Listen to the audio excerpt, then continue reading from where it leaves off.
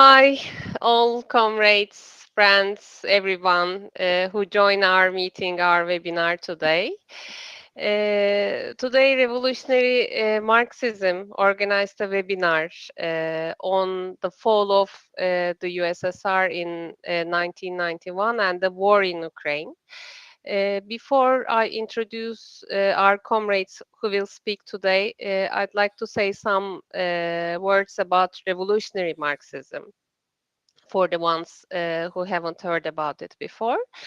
Revolutionary Marxism is a journal of theory and politics with a quite long history. It is the English edition of a journal, Devrimci Marxism, that has been published in Turkish for many years. Revolutionary Devrimci Marxism in Turkish is now planning to publish its issue number 50. And since 2017, Revolutionary Marxism has been published as its annual English edition. And both journals are located in Istanbul, in Turkey, but not only the English edition, but also the Turkish one will collaborate with the writers across a broad geography all over the world.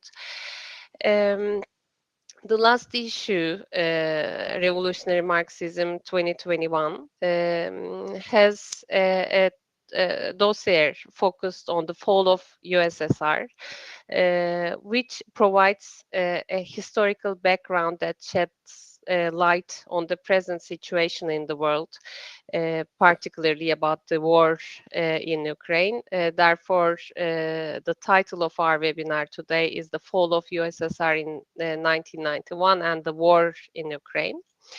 Now I'd like to give the floor to our speakers. Today, three dear comrades will be with us in this webinar. One of our comrades is from the other side of the agency, Savas Mihail Matsas from EEK. Another comrade will be from Russia, whom we are honored to have him among us, who witnessed both all the achievements of the workers' states and, unfortunately, the road to capitalist restoration, and who still continues to fight for socialism today. He's from RPK, Russian Communist Party, Josip Abramsov. But now we are experiencing some technical problems due to the blockade on Russia. Therefore, when we'll solve the problem, he will also join us. And finally, our comrade Sungur Savran from Revolutionary Revolutionary Workers' Party, DIP of Turkey, who is also in a way the host by being member of the editorial board of both Devrimci Marxism in Turkish and Revolutionary Marxism. Our three comrades and I will make 10 minutes presentations today during this webinar. You can send your questions, contributions by messages through our social media channels. If there's time, we'll try to answer them by making a short final tour after the speech. Now, I'd like to give the floor to our comrade Savas Mihail Matsas. Savas, please take the floor. Oh, thank you, Comrade Arman. Good evening, comrades. Today we have a most important topic to discuss as we are experiencing a dramatic inflection point in history, a great turning point. We live still with the implications of the collapse of the Soviet Union 30 years ago, and today in the most dramatic way with the explosion of the war in Ukraine. We have from the beginning to stress that the war in Ukraine is not a local war. It's not even a European war, as some people say. It is a part of a dramatic reconfiguration of the world's political scene of international and national conflicts. It has a worldwide dynamic in it. There is a lot of debates and disputes among people all over the world. I don't mention the propaganda machines and apparatuses, but particularly people who fight to change the world, about the nature of the war conflagration today in Ukraine.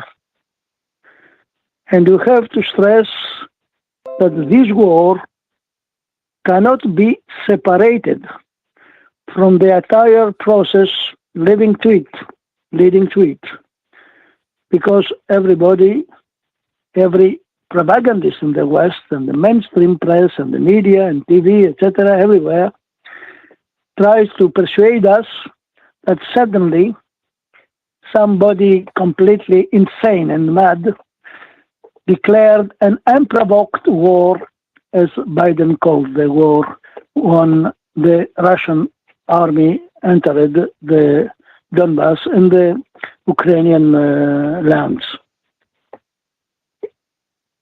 To really define the character of this war, we have to use the whole process. It's just not what they present to us, the bourgeois media.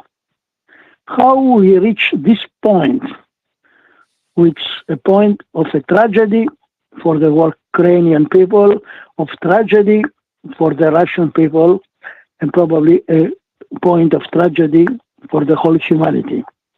Why and how we reached the point where humanity and life on this planet is on the brink of the abyss. We cannot, the process which preceded this war has a long history. It coincides with the collapse of the Soviet Union itself.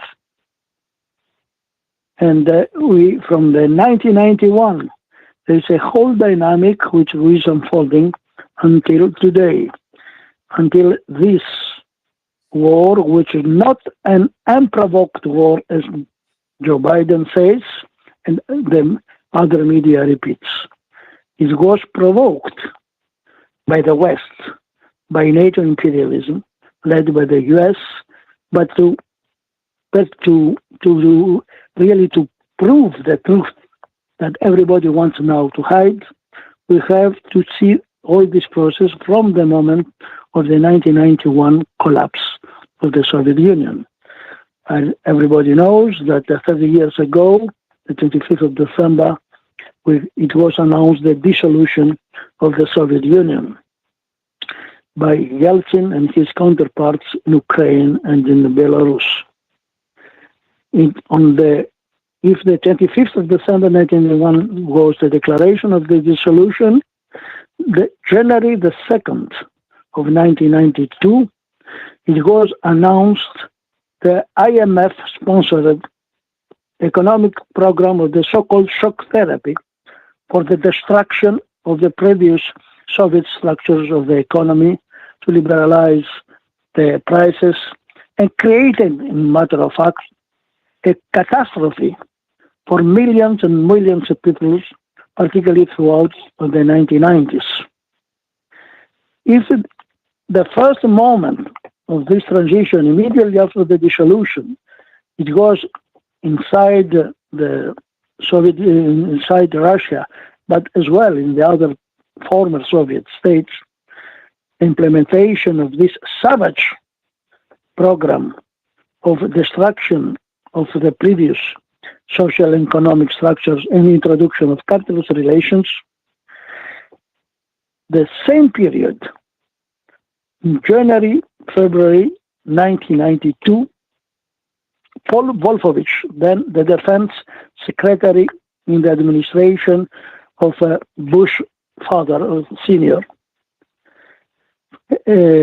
produced a document of the American Pentagon with the title Defense Policy Guidance, which said the main point in this document, it was, we have to never allow Russia to become again a superpower.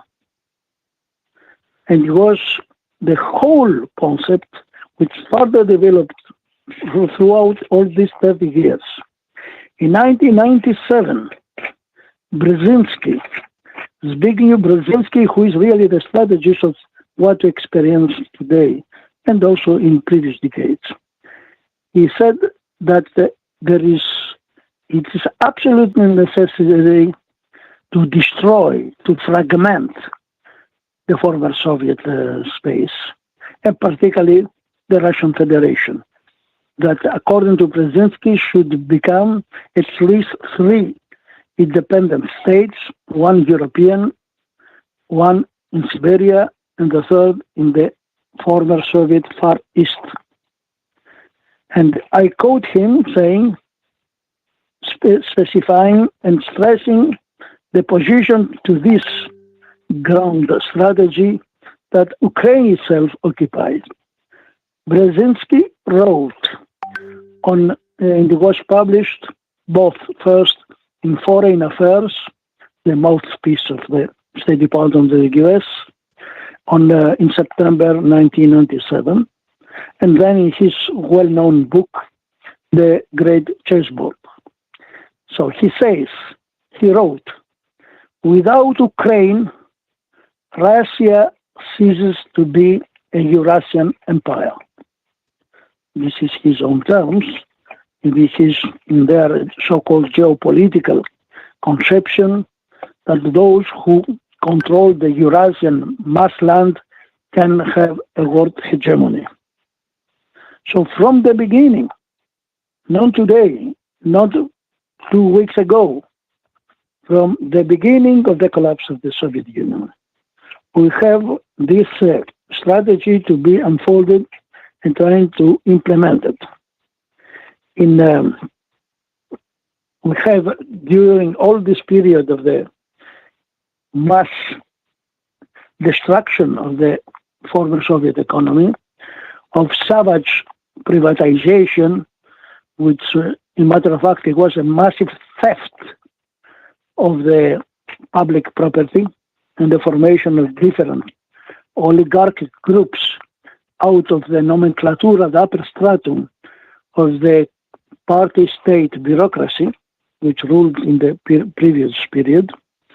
During the same period, which this policy was implemented under the guidance, under the leadership of the IMF and the global financial capital, and which led to the default of Russia in August 1998 during the world crisis, which had its epicenter in the Asian Pacific region in that period. This process inside the former Soviet space, it was also accompanied with a NATO expansion to the east. It is noteworthy the following point. In the beginning of 1999, when Hungary, the Czech Republic, and Poland joined NATO, despite the promise made by James Baker to Gorbachev during the reunification of Germany that there will be no expansion of NATO from to the east. So when in 1999, these 3 former Eastern European countries, so-called of the actual existing socialism, joined NATO, just 12 days afterwards, it started the war in Yugoslavia, in former Yugoslavia, the so-called Kosovo War, with a massive bombing of Serbia and all the former Yugoslav space by the NATO forces. The expansion to NATO from the beginning was accompanied with war. It is wrong to say today and hear and to see in the mass media that the war in Ukraine is the first war in Europe after the Second World War. Who can forget or forgive NATO's barbaric aggression, which destroyed, pulverized the former Yugoslav Federation of Peoples and created really chaos until now, not just in the Western Balkans, all over the Balkan Peninsula. And this pulverization was accompanied both by European Union imperialist economic domination and as well as NATOization of this area. So they started from Yugoslavia, but they did not stop there. And every step forward of the expansion from NATO had as it was a process which the main target of this strategical process, it was to reach Russia itself. They started from Belgrade to go to Russia. And when the new phase of the crisis of world capitalism started, during the period of the 2007-2008 explosion or implosion, if you like, with the finance capital globalization, the crash of 2008 and the Lehman Brothers collapse, it was the same period that in the Bucharest summit of NATO, new proposals for expansion of NATO, particularly in Georgia and in other countries, came. Until now, it is 13 countries who joined NATO, and the Baltic states, etc. And which was followed, as we remember, by the Russian war in Georgia and the cessation of Abkhazia and Ossetia at that time. So there is always a déjà vu in this process that we see today. It is not just something which just happens. And furthermore, after these developments, a crucial moment it was 2014, when there was a regime change in Kiev itself. Until then, the moment the capitalist-oriented regime in Kiev looked one time towards Russia, another time towards the European Union.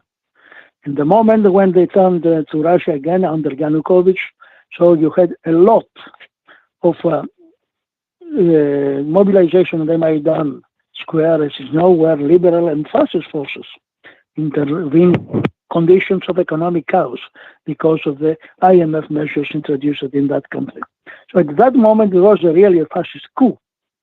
Because Victoria Nuland, who was at that time, and today again, but in another administration, in the Undersecretary of the State in the United States, and the ambassador in Kiev, it was prior until recently, U.S. ambassador in Athens. It was Victoria Nuland who insisted for this intervention. And when the ambassador asked, what about the European Union? Sorry for the expression, but it was Nuland who said to her, the math, everybody remembers now, they said, fuck the European Union. So it was a brutal, vulgar intervention, and they could not achieve that without the help of the neo-Nazi forces, which was both in the party of Svoboda and in other groups, which later on they were integrated inside the National Guard and the repressive in the army and the repressive apparatuses of the Ukraine under the new regime, and starting the repression against the minorities, particularly the Russian-speaking people of the working class, mainly working class, in the Donbass area. The war resistance was the formation of the People's Republics in Donetsk and that period from 2014 to 2015, and the Minsk agreements, because Kremlin always wanted to have a compromise, and this compromise was combined with the repression inside these Russophone areas, both by the Ukrainian far right, as well by the Kremlin. Communists were repressed or put out of the law in the sad period.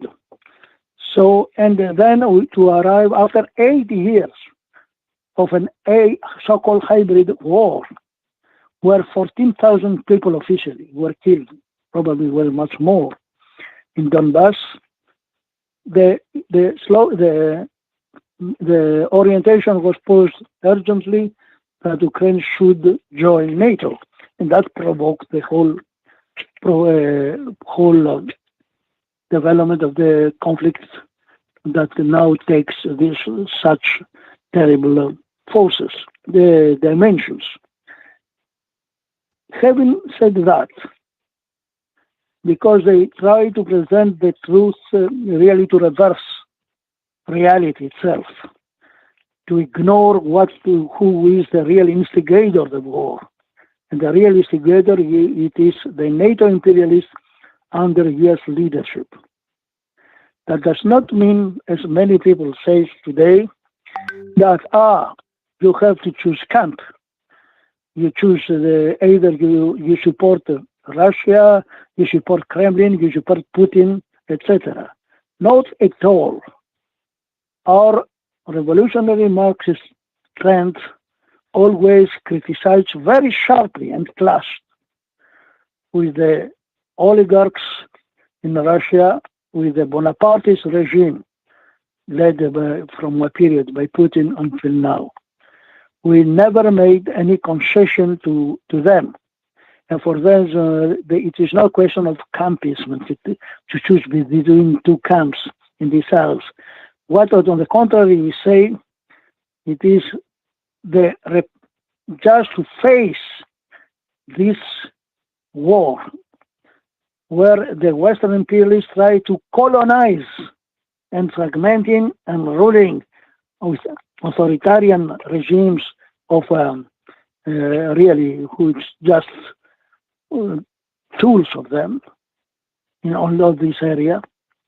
That does not mean that you can defeat Western imperialism in this bloody conflagration by military, bureaucratic means and the policy which attack directly and from the beginning the communist Bolshevik policy and the solution that Lenin and the Bolsheviks fought for, the solution of the national problem, the national question in the new orchestrate which arose out of the victory of the October Revolution. So we criticized, and there is a very important article also by Comrade Sungur in Red Med from the beginning attacking Putin's first speech of the 21st of February and defending Lenin. Similar articles were published by our party in Greece.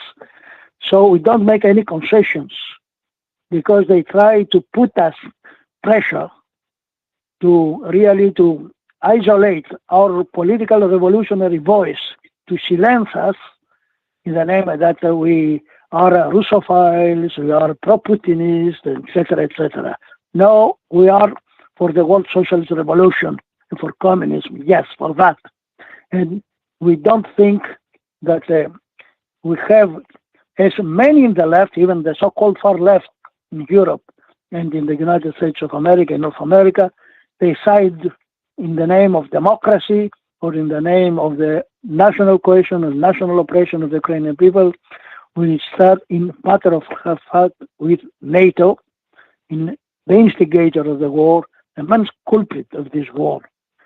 We criticize, of course, we criticize Putin and Bonapartism and the Russian oligarchs, etc., etc., the capitalist-oriented regime, the capitalist restoration in this space, which opened the door to the foreign capital, particularly the American and the European capital. And we say that we cannot fight imperialism, we cannot defeat imperialism without a revolutionary mobilization of the masses, and particularly the working class, both in Ukraine and in Russia, against a common enemy, against imperialism, against the oligarchs, to expropriate all the oligarchs and give the power really to the working class people and all the oppressed in that area, and fully respecting the right of self-determination of all the oppressed nations. So, because of the time, I have to conclude by the following policy conclusions.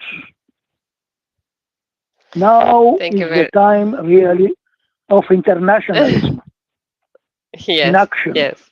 We have to transform the imperialist war into an international socialist revolution, which means practically the following. We have to fight in every country, particularly in countries where there are members of NATO and also of they have military bases of the US and NATO. Disband NATO, disband all the bases, kick them out from our countries. No involvement with this imperialist war with the side of the Western imperialists. No arms, which they say send arms to the Ukrainian. This is just NATO arming a perpetuation of the war. We have decided no sanctions to Russia because it is not just to the oligarchs. They pressurize the oligarchs to change Bonaparte, to change Putin for another thing. But the price will be paid by the people, by the poor masses. At the same time, saying no occupation of Ukraine by the Russian troops. And for this, it is an international struggle. In Europe, we are against the militarization promoted. Now, for the first time after the Second War by Germany, we are against the awful role the European Union imperialism plays, and we fight for the socialist unification of the European continent from Lisbon to Vladivostok, against imperialism, against the oligarchs, against all the tools of imperialism. World socialism, communism is the only precondition to have peace on earth and to save humanity and life from extinction by imperialist barbarism. Thank you for your attention. Thank you, Comrade Savas. Uh, Comrade Sungur, would you like to say something now? You are muted. That was just for applauding, Savas. It was just Okay. an applause. Okay. No, nothing, Savas. I'll tell you later. We'll tell you later. I just applauded you, you know. Thank you very much, comrade. After this great speech. It is the only way, just one Revolutionary word, to kick internationalist, out NATO from anti-imperialist. both our countries, to have peace in the Aegean and in the Mediterranean. That's the only solution. And in the Black Sea as well. Thank you, sorry. Thank you, comrade. Normally, we'll continue with Josif Abramson, but still we are trying to fix the problem. Therefore, while our technical comrades trying to fix it, I'll continue by presenting our joint article with Comrade Sungur. It's published in Revolutionary Marxism, in the last issue of Revolutionary Marxism, and the title of the article is The Role of Revolutionary Marxism in the Collapse of Soviet Union, Never Again. But first of all, I'd like to mention that it was written for the Cuban journal, La Comuna, at the end of 2020 for its special issue dedicated to the collapse of the Soviet Union. However, they changed the main topic of the issue as a result of the events related to the action of artists gathered within the San Isidoro movement. But despite the fact that they postponed the publication of this special issue and prepared an issue on San Isidoro movement events, they published our article as the only foreign contribution. The article was presented by the editorial board of the journal by mentioning that although it doesn't seem to be related directly to the events discussed in the San Isidoro movement issue, our article raised a question that has run through the crisis in Cuba, the defense of the revolution against capitalist restoration. This introduction reveals the backbone and the positioning of our article very clearly. In our article, Arman, can I interrupt you for just a second? Because our sure, technical comrade made the connection to Abramson to Leningrad. So perhaps we should take him in now. I'm sorry to say that but we may miss the opportunity. Sure. If he's ready, please directly take the floor. Well, he will be now. He will be put on the webinar through a telephone connection, and so our technical comrade is now trying to do that. So could you just a second, okay? We are waiting. Wait several minutes, Army. Okay. Joseph. Okay. Arman, I hear you. I must know the identificator and code. Okay, if you're ready, we don't want to miss the connection again, and you can make your speech immediately if you want. Welcome. It's an honor for us that you are here together with us in this webinar. Yes, but yes, and I have a speech. I have some words from 10 or 15 minutes, but I must know identificator and code. Can you send the posts and my address on the posts? Identificator and Zoom and code Zoom code. Then I can go to you. Yes, please go ahead. Joseph, on my yes. Would you please listen to me? First of all, you will be talking on the phone, but for you to connect to the Zoom program that we are in, which then connects to the Restream program, for you to connect to that, I sent you already 15 minutes or half an hour ago, the link. When you go to your email, you will find that link. It is already there. Can I make myself clear? Then, Joseph, we can hear you. All the people in this webinar can hear you. We can continue by phone call.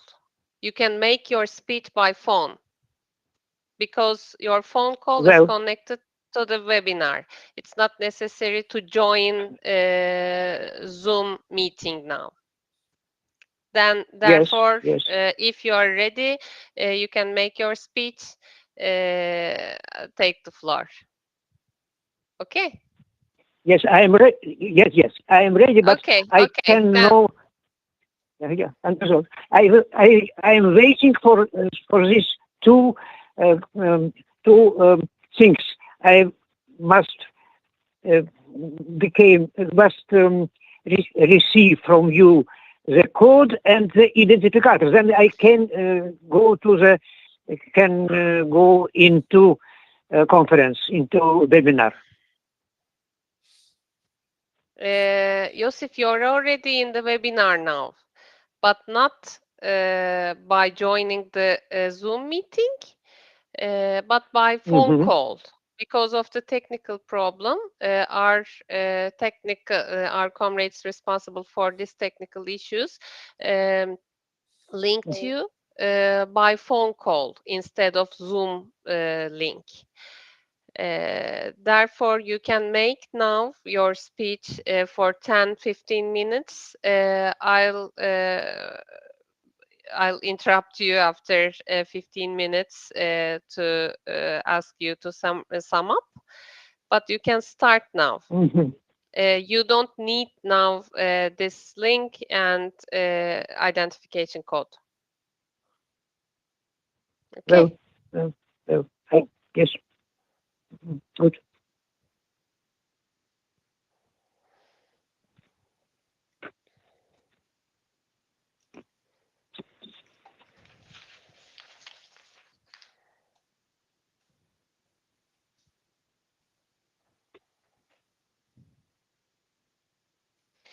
Yosif, you can start if you want.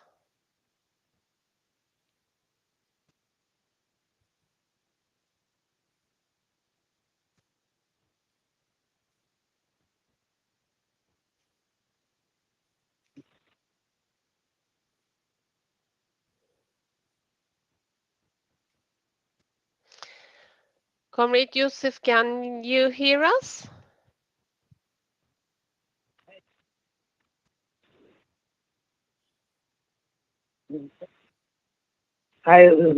Because so I will.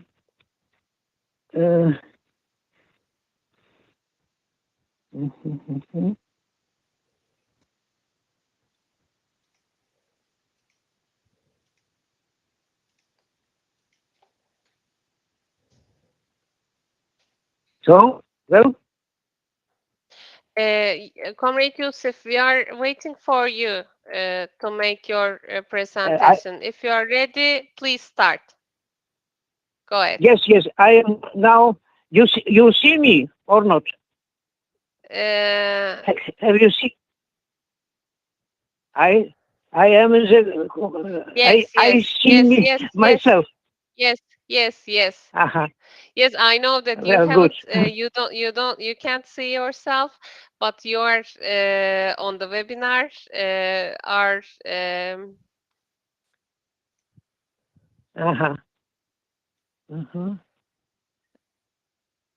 Was so. Yes, I also. Yes, welcome. I can also see you. Finally.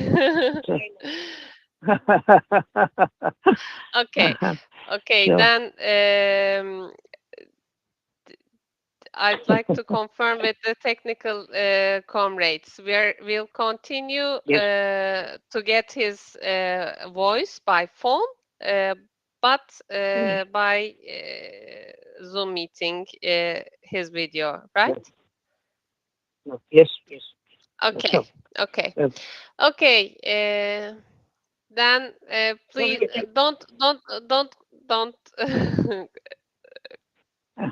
You can start, Yosef. Yes. My special origin of who speaks now?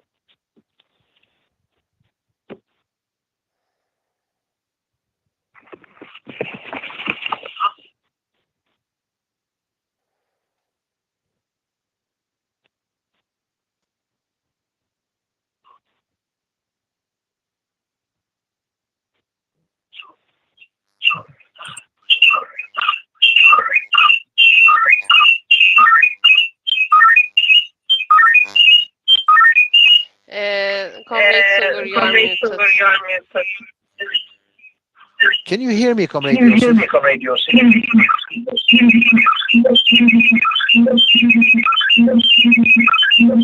Please take your phone, please, and speak to the phone. Don't turn it off.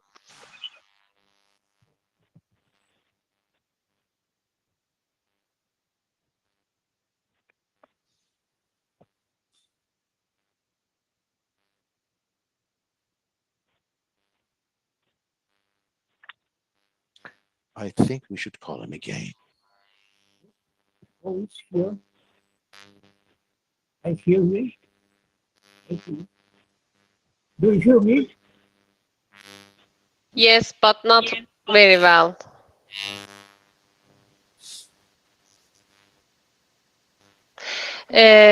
Comrade Yusuf, could you please try to speak to check if we can hear you clearly or not? Can you say something?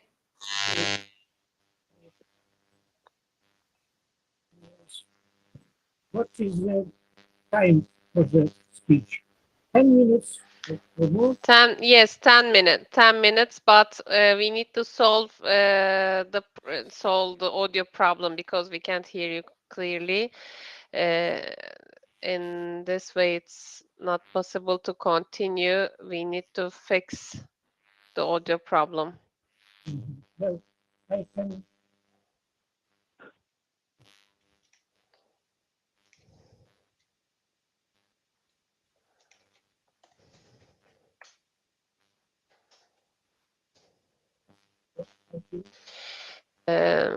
Вас приветствует автоответчик. Оставьте сообщение после звукового сигнала.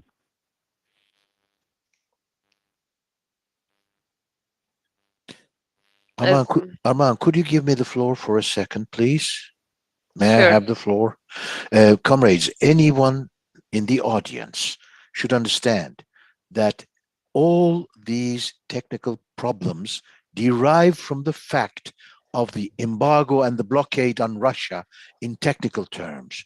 Many platforms have abandoned Russia and shut out Russians communicating with the rest of the world, at least in the western part of the world and the northern hemisphere. This is why we are having the problem. Today, Yes. it took us a 2-hour test period in order to even connect to Comrade Yosef. Comrade Yosef is a very important Russian communist who lived through from the 1930s on both the planning period of the Soviet Union and the bureaucracy and its repression of communists, and also finally the period of the capitalist restoration. That's why we insist on having him here to talk about the subjective and objective causes of the collapse of the Soviet Union. But the whole embargo thing makes it extremely difficult for our technical comrade to connect to Comrade Yosef. You just heard our technical comrade call Comrade Yosef, but the answer was in Russian. You cannot speak to this person on this line. Something like this, which happened today. I don't Yes. speak Russian, but happened this today earlier. That's why I can say this with certitude. So we will give it one more try. I would ask the technical comrade to call Comrade Yosef again, and then perhaps in the meanwhile, Arman will be talking, and we will keep Comrade Yosef here. Comrade Yosef, would you please wait for our technical comrade to reach you while Arman is talking, and then we'll give you the floor after she finishes. Is that okay with you? Yeah, okay. Okay. Вас приветствует автоответчик. Оставьте сообщение после звукового сигнала. Again, the same announcement. Big Okay. sister, not the big brother, but this big sister. Okay, then I'll continue with our part. Okay, what I was saying is that I mentioned the context of the article with the Cuban communists journal La Comuna.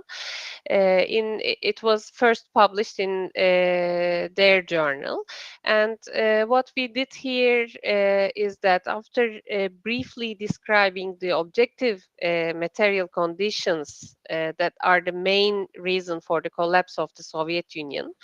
We discussed the response of the international socialist and communist movement to the approaching collapse and the final collapse of the Soviet Union and the worker states. The fundamental development that engendered the entire process, whereby the ground was objectively prepared for the collapse of the socialist construction around the world, was embedded in the contradiction between the necessity of world revolution and the isolation of the first successful proletarian revolution of the 20th century. The isolation was at first the result of the betrayal of social democracy, especially in Germany, where two of the greatest revolutionary leaders of 20th century, Rosa Luxemburg and Karl Liebknecht, were murdered by far right in 1919. And after the end of the civil war and the death of Lenin, a part of the Soviet leadership itself became more and more the real brake on a world revolution. And here the question is, why was this the case? Why did part of a section of the leadership that had accomplished the October Revolution abandon the program of world revolution? The answer to this question was provided by Trotsky in the Revolution Betrayed. And inspecting the basis of the Marxist theory of socialism and the state, Trotsky demonstrated that under certain specific historical circumstances, the society in transition from capitalism to socialism can face the threat of the rise of a bureaucracy that has its own interests in contradiction with with those of the working class people, and can consolidate its power over the nationalized economy and block further steps towards the socialism. And at that moment, Trotsky himself surely thought that there are two alternative ways for the bureaucratically degenerated worker states. Either the proletariat will bring down the bureaucracy through a political revolution, or the bureaucracy will move to ground its privilege in the form of private property and under some proper conditions to restore the capitalism.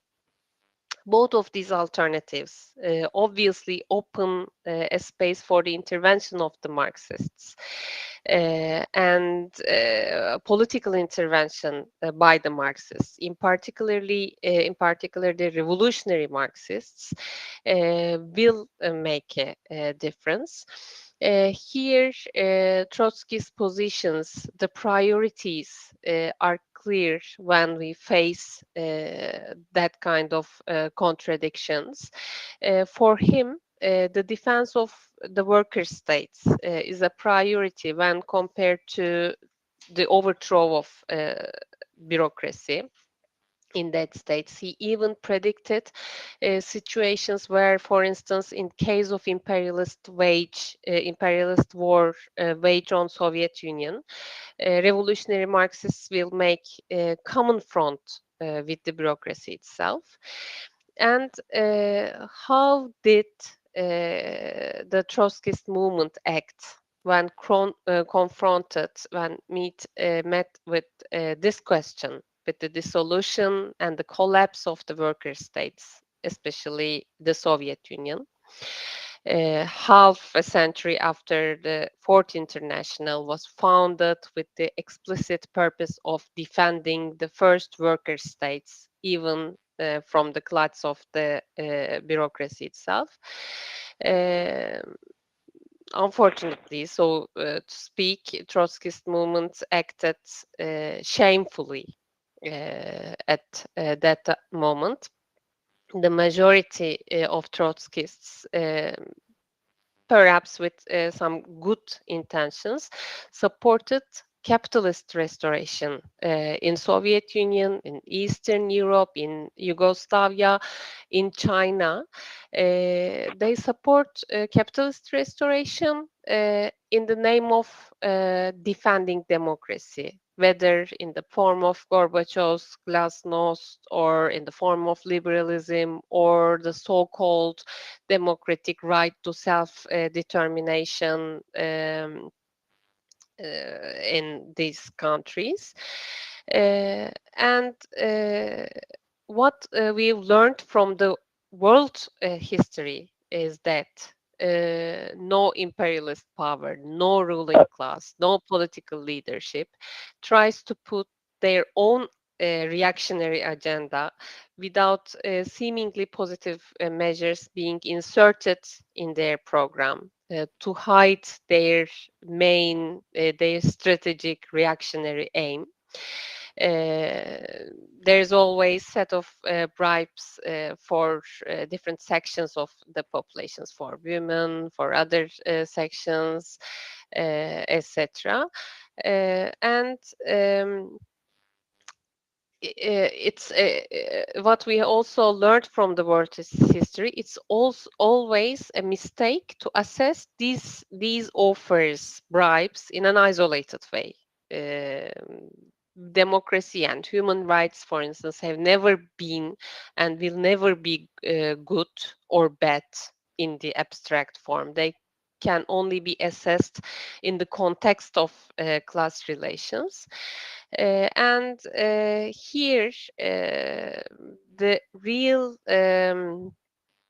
point of defending socialism lies not in scattered, not in limited rights of this or that section of the population of the people. It lies in extending the socialist revolution to other countries, to other continents. It lies in removing, eliminating the isolation around the workers' state and spreading the revolution. And by reaching that point in our article, we emphasized as the final message of the article that fighting for the world revolution is the only way to defend Cuban revolution. And the duty of all revolutionary Marxists today is to defend Cuba not only against imperialist embargo, imperialist blockades, or military aggression. It's also necessary to stand up against a capitalist restoration internal movements, because imperialism, as we see today, doesn't stop after the collapse of Soviet Union. If capitalist restoration in Cuba is irreversible, it will regress to a much more backward situation than the present situation of the other former worker states. It will be colonized. It will probably become a backyard of US imperialism again, as a casino of US imperialism, or prostitution centers again, because it has neither nuclear weapons nor Soviet Union to stand behind it anymore. And from this point, I'd like to say one last word on the war we are facing today with this historical context. It is, as Comrade Savas said, it is the product of the aggression of imperialism after the collapse of Soviet Union.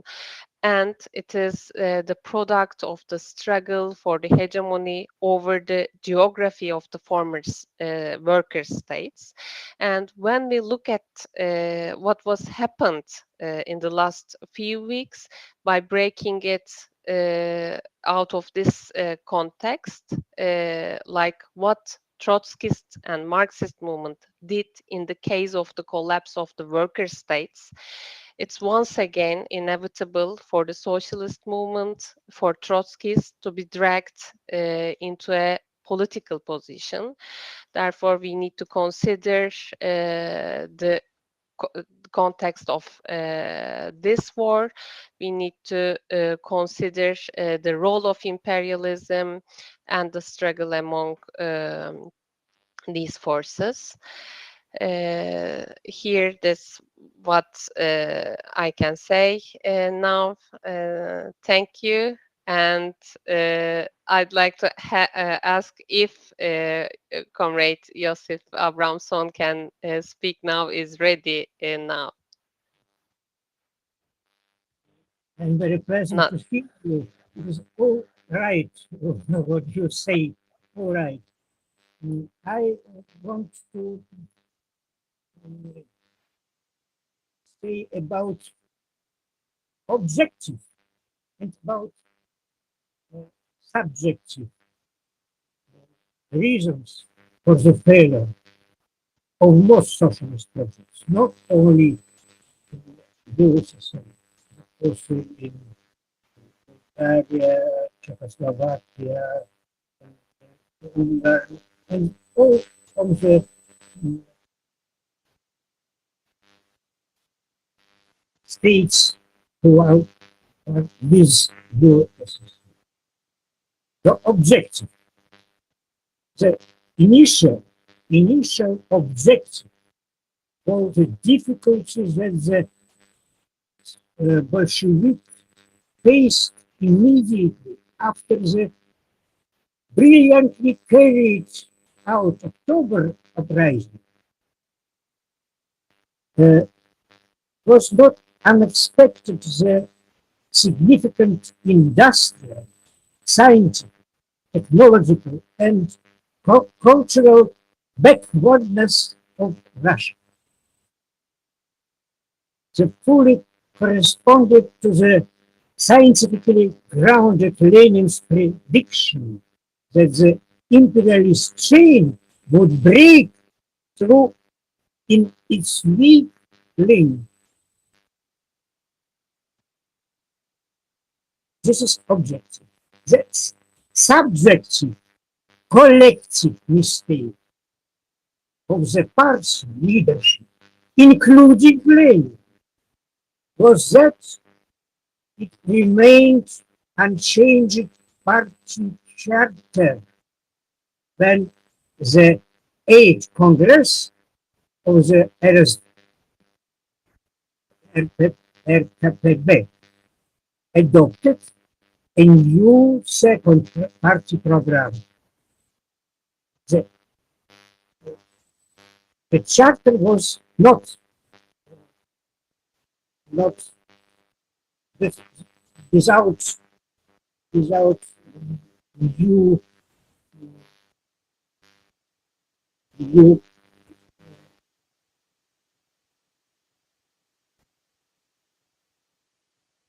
just so as it was for the revolution. This was not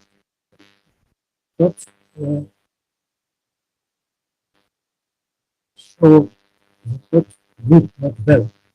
Rosa Luxemburg said it was said that it was to be very warning for the have not heeded Rosa Luxemburg warnings. That became the objective reason for the transformation of democratic centralism to bureaucratic centralism. In 1921, Lenin recognized the party's collective subjective mistake of delaying the surplus appropriation system of military communism, which complicated the relationship between the working class and the peasantry, instilled a mood of a certain distrust to the Bolsheviks. In the countryside, which at first widely supported the slogans of October, especially land for the peasants. The 10th Congress, which adopted the net seriously and for a long time, corrected this mistake. So, first, early 1922, agreeing with the need to introduce the post of General Secretary in the Central Committee of the KPB, Lenin made by this a mistake, rushing the recommendation of Lev Kamenev to appoint Joseph Stalin on this post. And Lenin recognized of this subjective mistake relatively quickly.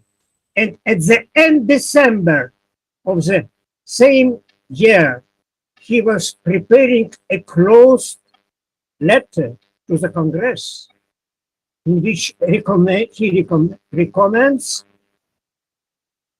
removing Stalin from the post of General Secretary. However, Stalin managed to strengthen the position in the governing bodies of the party during the first year of his tenure as General Secretary.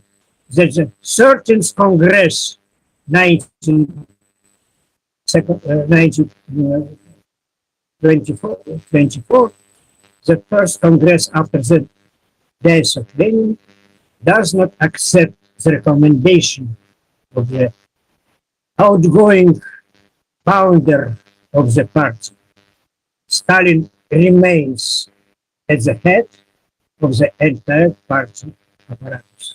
This consolidated the victory of the bureaucratic tendency over the democratic one.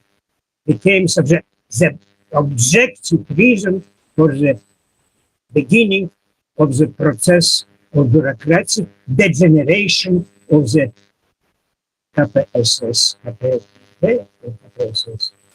So, and we have only then sometimes when first in 1934 the Congress, 17th Congress of the then the elections for the Central Committee, 20% of the Congress, 1934, 20% of delegates voted against Stalin. In 20. And the head of the commission was what to say to the Stalin. Say in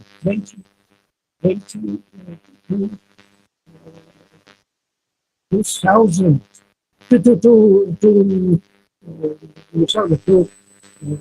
20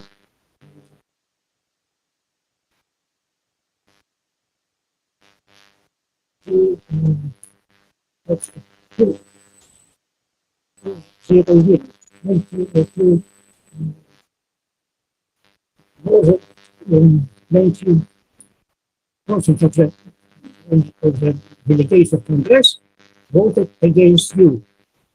You must against Kirov only 3 or 3 votes. Stalin said, if so, officially, that 3 for Kirov and 3 for me, against me. The Congress heard this. But after this, it was 1932, after this, since 3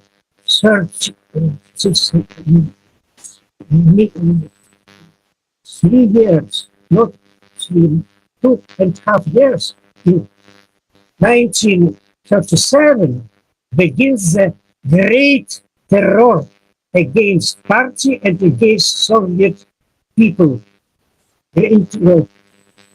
Now we know that in 2.5 years, 1937, 1938,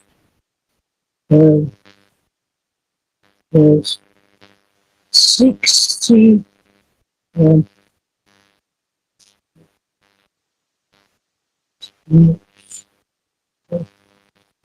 68,000, more than 68,000 of Soviet people was killed.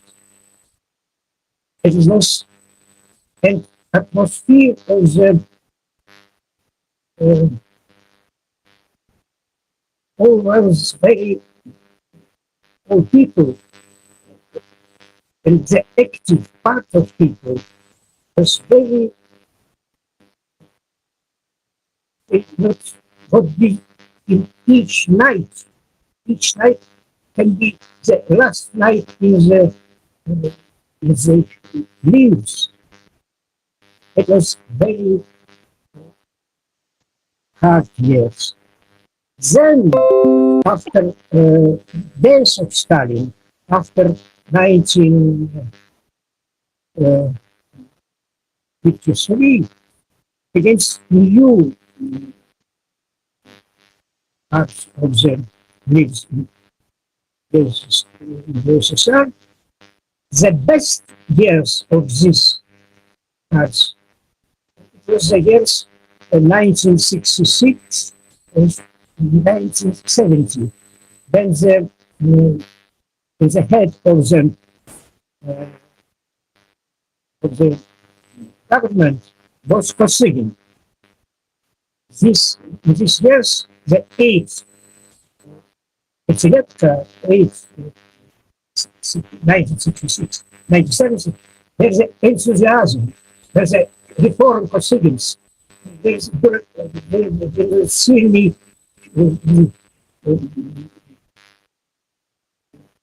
views against bureaucrats in party, and bureaucracy mobilized itself in 1968. It was very great tragedy. The counter crash, Praga,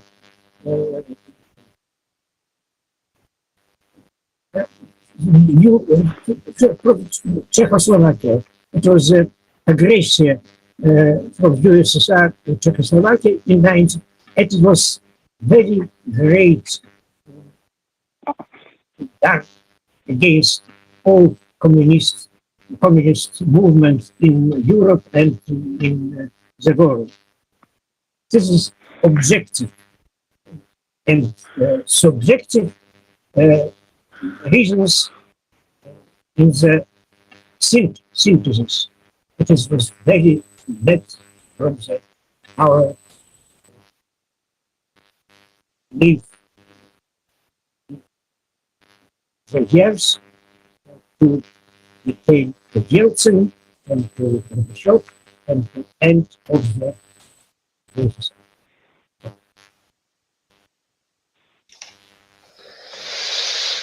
Thank you for your intervention, Comrade Yosef. Then we'll continue with Comrade Sungur with his presentation. Please take the floor.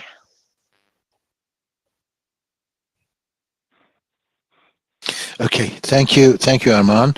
Thank you, Comrade Yosef. Of course, thank you, Comrade Savas, as well.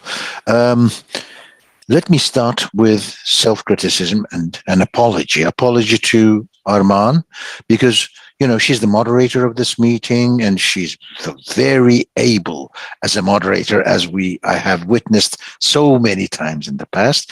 But I, came in with my usual impatience, and took certain initiatives at certain points, and so I'm sorry, because I was so frustrated by the fact that this embargo, this blockade, impedes us from taking the words of Comrade Yosef to comrades all around the world, especially in our part of the world. So, that's the impatience should have been kept under control.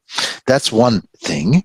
The second thing is, of course, in this kind of meeting, it should be paid. I mean, this is also a woman comrade who's moderating, and therefore I should have paid even more attention to this, especially, of course, when we are so close, days in advance of the International Working Women's Day on the 8th of March, when our comrades in all countries, but here in Turkey as well, were very busy working together with proletarian women in taking the front in protesting against this male dominated capitalist imperialist society in many parts of Turkey.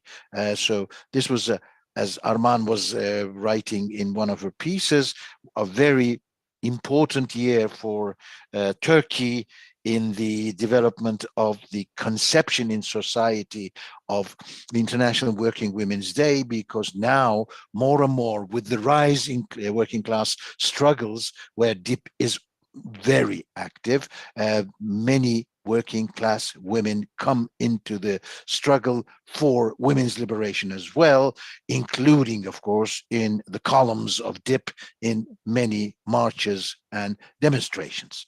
After this opening section, let me quickly salute all in the audience. We have gone too long because of the technical problems mostly, so I will speak very briefly. I hope there are still many people, or some people at least, in the audience. I can't see the number now. So I greet them all with revolutionary feelings. And we are, of course, as Revolutionary Marxism, which is a journal that originated in Turkey with an internationalist outlook, but nonetheless has its base in Istanbul. We are honored by the presence of our two guests, Josif Abramson and Savas Mikhail Matsas. Savas has written for almost all our issues in English. He has also been published in Devrimci Marxism, the Turkish version, but in the 5 years that we have been bringing out Revolutionary Marxism, I think he has at least one article in each issue. And Josif Abramson, I think, has at least 2 and is competing for second place after Savas with Tamás Kraus of Hungary, who has written quite a lot too. So we are very much honored to have them here and to have their articles, especially these last articles in the last issue of the journal, which in the dossier that Arman was talking about on the 30th anniversary of the collapse of the Soviet Union. Now, let me say a few words on the war and then pass on, because this is a webinar of Revolutionary Marxism, to certain ideas about where Revolutionary Marxism stands in respect of the overall orientation of the left in the world and in Turkey. Let's start out with von Clausewitz. War, as he said in this very famous dictum, is the continuation of politics by other means. So what was the politics before the war started between Russia and Ukraine. It was, of course, and I'm so glad that Sava spoke before me and gave the audience almost all the relevant milestones in the development of the drive against Russia by by casting the net of NATO all the way to Eastern Europe, to the very neighbors of Russia, such as Ukraine and Georgia. That is the basic background.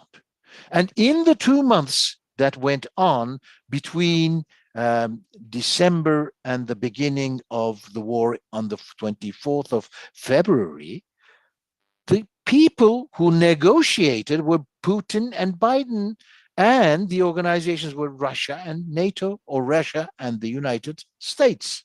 And therefore, the politics is between these, and therefore the war is between these.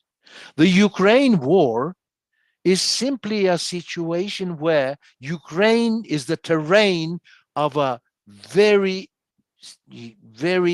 explosive war that is starting in the horizon of our planet. Ukraine is only the territory. This is the first step towards a war between NATO and Russia, which probably will turn into a world war, and probably that will turn into nuclear war. So we have to be very careful in what we are saying. The left, a great majority of the left in Turkey and the world, is now turning to us and saying, this is a war between Russia and Ukraine is now being victimized. Well, come on. They are working, they're fighting with all the armaments provided by NATO on the basis of a provocation of bringing NATO to the doorstep of Russia. I use the metaphor of holding a nuclear gun to the chest of Russia. I'm not talking about Putin. That is simply demagogy. I'm talking about the Russian people, Russia as a country. And a weapon is being held to their chest, to their bosom.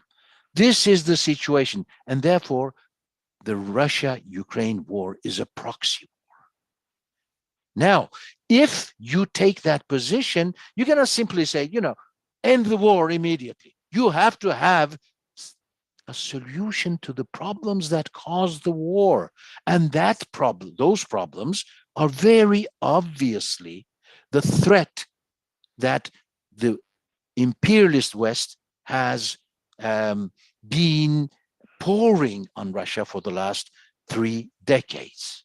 Now, in Turkey, we are even accused of warmongering and Putinism and nostalgia for the USSR, as if, we had any illusions at all with respect to the Putin regime, turning itself into a workers' state of any meaningful sense of the term. This is, saying that there is a war, so it should stop, is pacifism of the purest kind. The majority of the international left has become pacifists. All the gains of Marxist politics over the 175 years since the Communist Manifesto have been thrown into the rubbish by these people.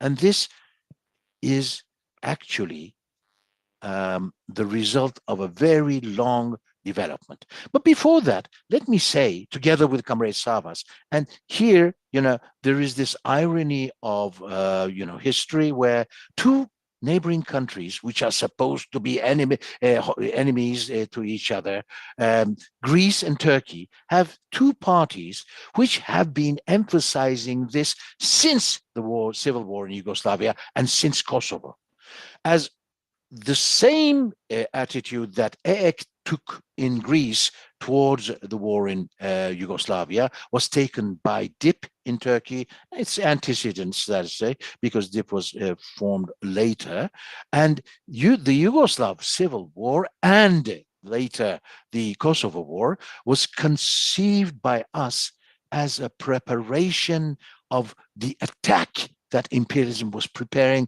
against the Russian Federation.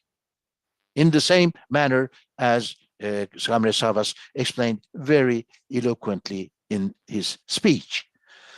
Now, what is behind this? Why didn't the left, as Arman explained in her speech, especially why didn't the Trotskyist left or the revolutionary Marxist left, as they, as we call our current also, realize what was happening?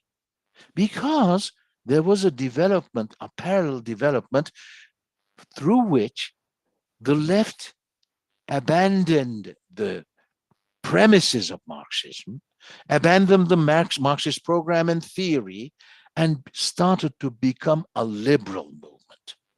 There was a whole liberal, left-wing liberal, we call this in Turkey, movement that was spreading throughout the world in the 1980s.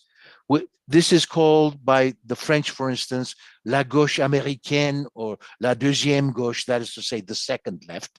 Or in Latin America, it's called the izquierda democratizante, that is to say the democratizing left, which, when you take it into the camp of Marxism, those people, those movements, those parties that call themselves Marxists, should be named post-Leninist. Because they do seem to own Marx, only seemingly, but they are usually attacking Lenin with a guerrilla war. Now, what happened here? First of all, they abandoned the concept of the Leninist Bolshevik party in favor of a new type of party, the broad party that, one is supposed to form with the rest of the left. They abandoned the concept of the dictatorship of the proletariat as the ruling, as the working class, as a ruling force. They adapted totally to bourgeois democracy. They became part of the functioning of the capitalist society in political terms, and they capitulated to postmodernism and identity politics.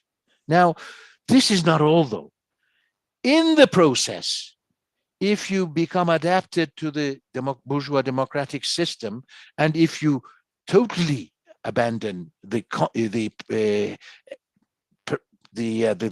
target of the dictatorship of the proletariat, then there is really no purpose in fighting imperialism. So imperialism as a concept was deleted, so to speak, to use computer technology language, was deleted from the vocabulary of Marxism. Globalization was supposed to put an end to imperialism.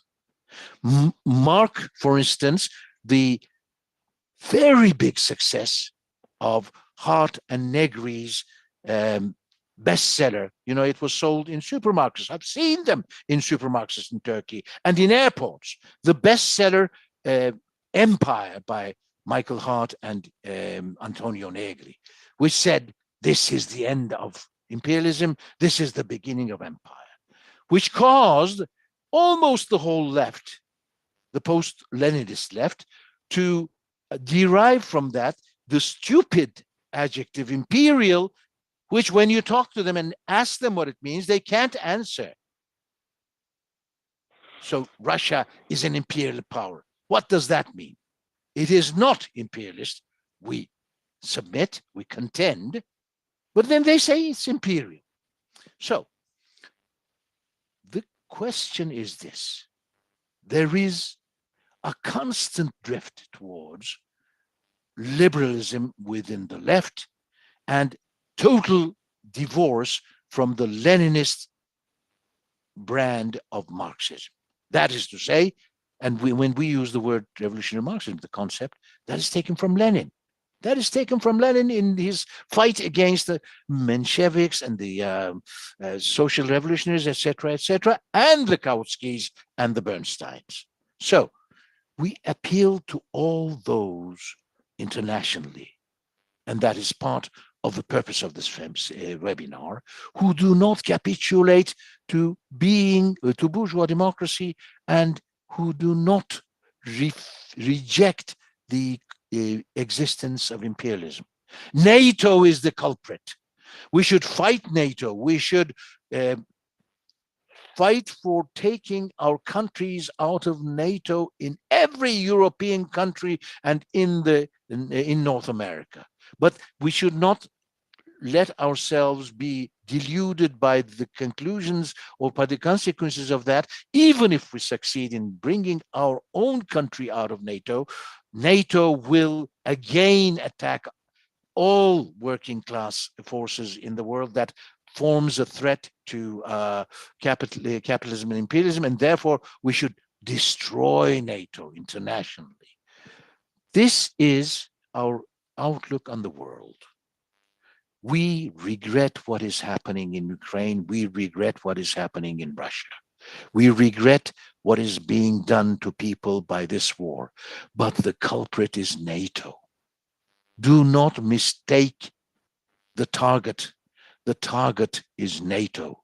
In order to stop this war and stop it from becoming an uncontrollable world war with nuclear ramifications, we should fight NATO in order to put an end. Do not forget, comrades, that both world wars, and this is not something that is said every day, both world wars were stopped by revolutions, proletarian revolutions. The First World War was put an end to by first the October Revolution and then the November Revolution of 1918 in Germany. Look at the date of the armistice. It's the 10th of November 1918 for the First World War. Why? Because on the 9th of November, Karl Liebknecht, together with hundreds of thousands of workers, marched to the palace of Wilhelm II and conquered Germany. So that is why the armistice was signed the next day. As for the Second World War, it is obvious that the Red Army was a product of the October Revolution, that from France all the way to the China Sea and Korea, we had revolutionary movements challenging both Nazism and Japanese fascism and imperialism. And therefore, both wars were really stopped by, in the end, revolutions. This time, let us make it a world revolution that will put an end forever to the possibility of war on this planet. This is our outlook. We ask all who subscribe to classical Marxism to collaborate with revolutionary Marxism. We are open to discussion, to debate, to discuss our differences in our ideas and in our practice, but let us keep in touch. We will be here for a long time, a Turkish journal publishing in English, but open to collaboration with the rest of the world, because we are proletarian internationalists of a revolutionary Marxist kind. Thank you for your patience. Thank you, comrades, for all your speech, all these wonderful speeches and contributions. I'm not sure if we have any questions, any contributions from the audiences. If not,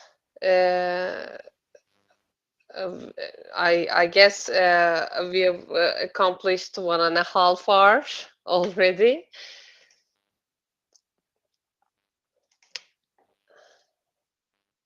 Okay, then we are not going to make another tour after all these wonderful speeches. Many thanks to everyone for these speeches and contributions. It's Revolutionary Marxism's first webinar.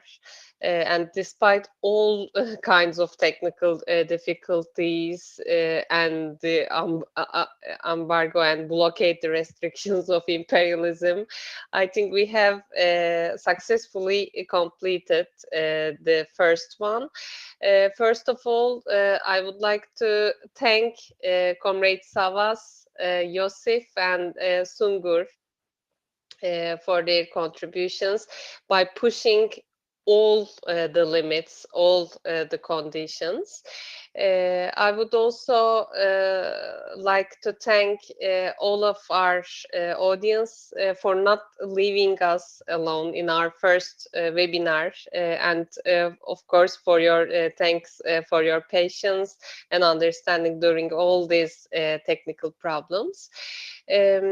As Revolutionary Workers' Party, DIP, we close our these kind of live broadcasts, online broadcasts, by saying that let's meet in the fields of struggle. Devrimci Marxism in Turkish, and its English edition, annual English edition, Revolutionary Marxism, claim to be a militant theory journal of theory. And our comrades here who come together in this webinar have been coming together in the fields of struggle for so many years.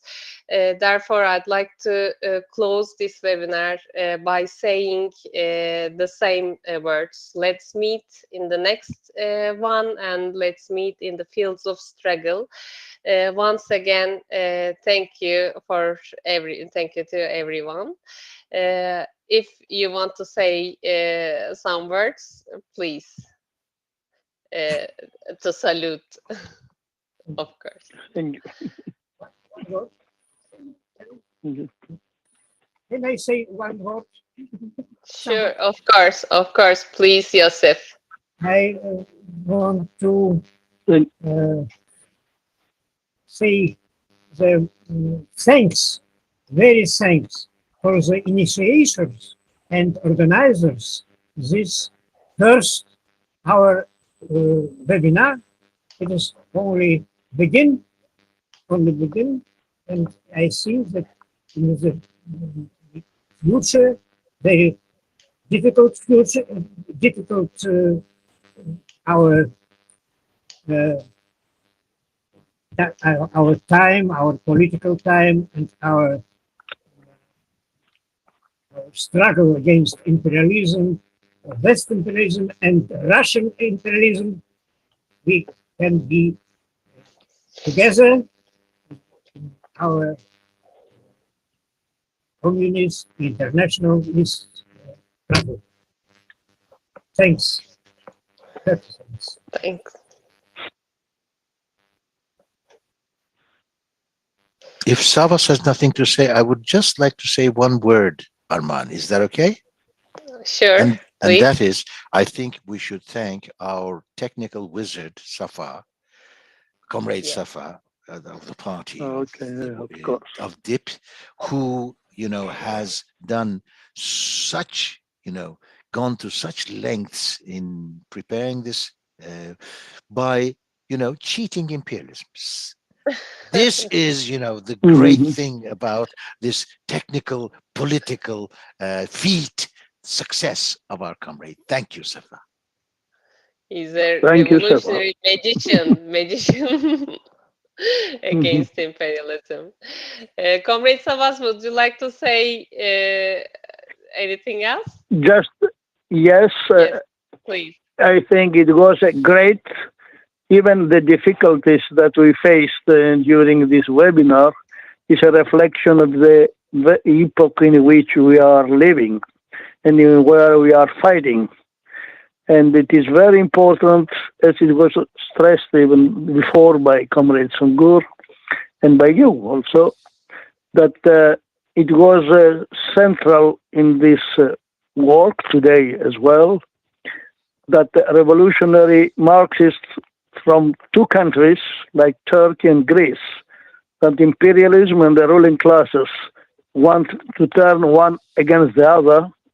We are fighting for the only way that we can achieve peace on earth, and which through the world socialist revolution, the fraternization of all the peoples beyond all borders, to transform the Black Sea, the Aegean Sea, the Mediterranean Sea, not to battlefields, but to lake of peace of the oppressed. And to achieve that, we have to fight for class war against imperialist war. This is our way. And to defeat today the main enemy, we at home and to collaborate with NATO imperialism, and it brings humanity on the brink of an abyss. No, today the old dilemma, socialism of barbarism, is transformed either permanent revolution or a permanent war which destroys life on earth. We are for the permanent revolution and to build a revolutionary international to guide it. For this reason, we fight inside the Christian Rakowski International Socialist Center to hold a Zimmerwald of our times, the Zimmerwald of 2022, of all revolutionary internationalists to give to in this critical period in which we are living. Thank you, our comrade Armand. Thank you, all the organizers of this very important meeting. All your brothers and sisters from the other side of the Aegean Sea, we are fighting together because only the working classes can bring peace against all the warmongers of both sides. Thank you. Thank you, Comrade Savas. And thanks again to all the comrades, all the audience. Let's meet in the next webinar. Let's meet in the fields of struggle, and let's struggle for the victory of the World Internationals. Thanks a lot. Journal Revolutionary Marxism. Okay.